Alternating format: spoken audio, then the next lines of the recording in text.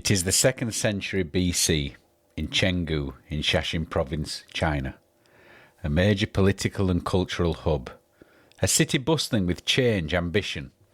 Chenggu is strategically located in the Wei River Valley, an area crucial for agriculture, commerce and cultural development in ancient China. This region, rich in resources and connected to other parts of the empire, had an interest in exploration and trade, setting the foundation for this city's influential role in the opening of the Silk Road.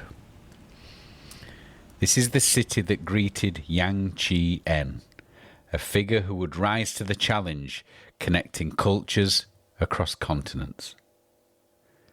Zhang Qi was born in the early days of the Han Dynasty, around 195 BC, in the heart of what is now Shaanxi Province.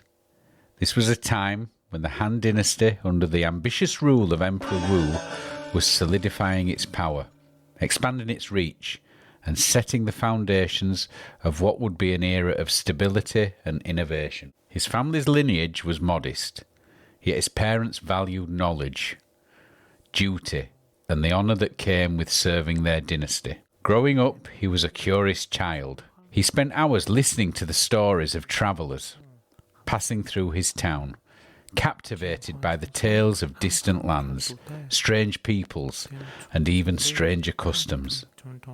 His family, seeing his bright mind and relentless curiosity, ensured he received a solid education. He studied the Confucian classics and learned the art of diplomacy, an unusual yet strategic choice, as most of boys his station were trained for the military service. His education in diplomacy was perhaps a stroke of fate, and it would soon shape the course of his life. By the time he reached adulthood, Zhang Qi was known for his intellect and courage. In 138 BC, he was summoned to the imperial court. Emperor Wu, who had ambitious plans to expand the empire's influence, handpicked him for a monumental mission. China's northern frontiers were constantly under threat from the Xiongnu, a nomadic tribe skilled in warfare, and Emperor Wu sought alliances to counter this threat. His eyes were set on reaching the Yuezhi, an elusive people rumoured to inhabit distant lands far to the west. Zhang Qian was told to lead an expedition to make contact with these people, establishing ties so he could help the Han Dynasty push back the Xiongnu threat. The mission was bold. He, along with 100 men, set off toward the unknown. This journey, however, would be fraught with danger from the start. Zhang Qi and his men were soon captured and held prisoner for over a decade. Yet even in captivity, Zhang Qi's determination did not waver. He studied the culture, memorised landscapes, and learned the movement of his captors, patiently waiting for an opportunity to escape. After 11 long years, that opportunity came.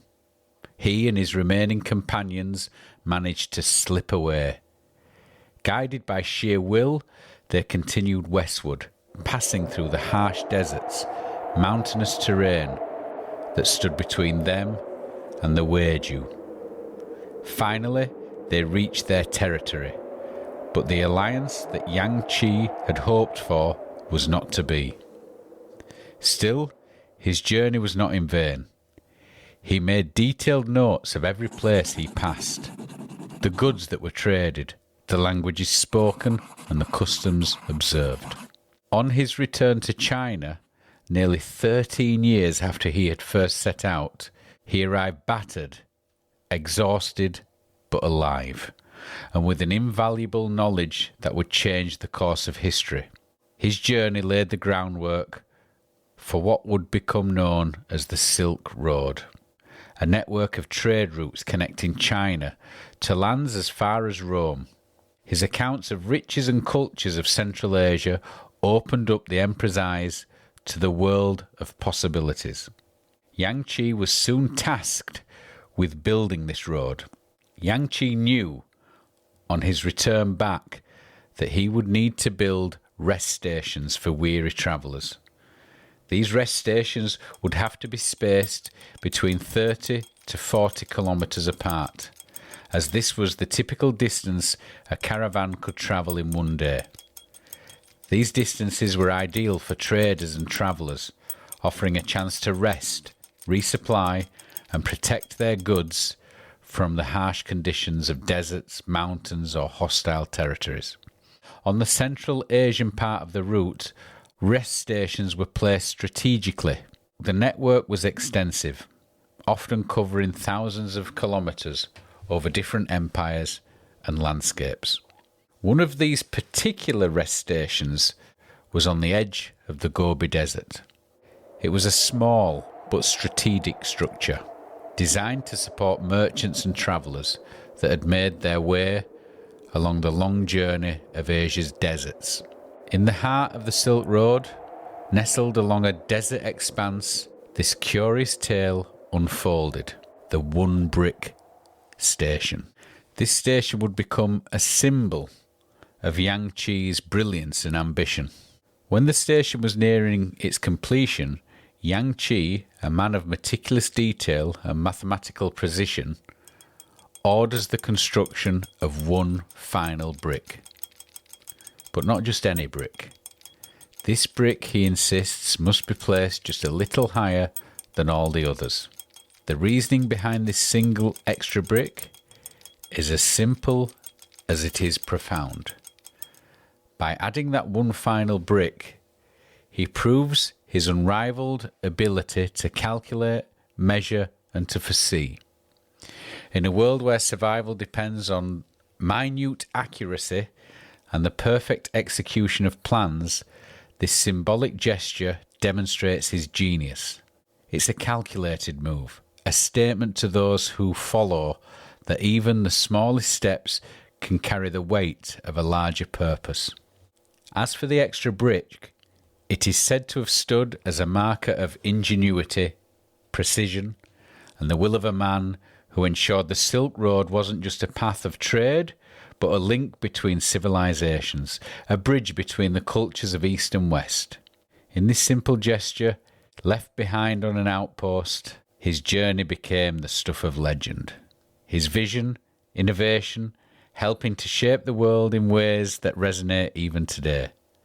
And all of it, in part, began with placing just one brick. In the 21st century, the concept of the Silk Road has undergone a revival, particularly through China's ambitious Belt and Road Initiative.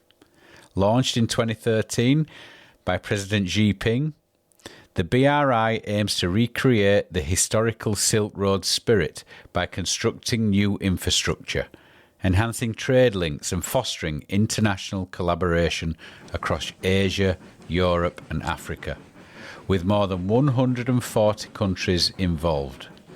The initiative seeks to reignite the flow of goods, capital and culture that once passed along these ancient routes.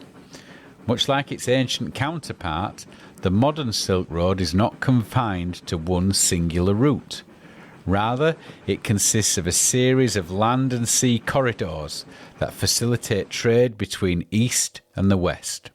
On land, the BRI features highways, railways and pipelines that stretch from China to Central Asia, the Middle East and Europe.